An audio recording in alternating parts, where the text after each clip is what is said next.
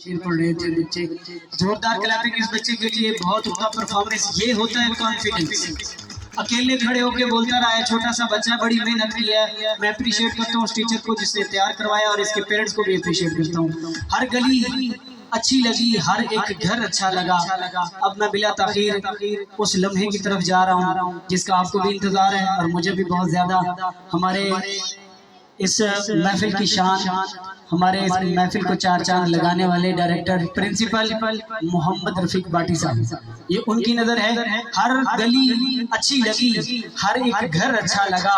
वो जो आया शहर में तो शहर भर अच्छा लगा। महफिल में चार चांद लगाने के बावजूद, महफिल में चार चांद लगाने के बावजूद, जब तक ना आप आए उजाला ना हो सका।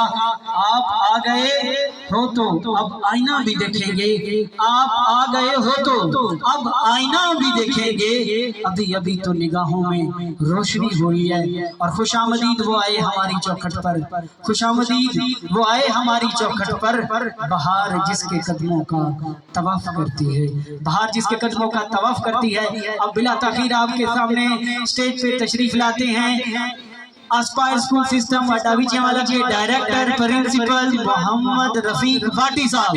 जोरदार तालियां मोहम्मद रफीक बाटी साहब।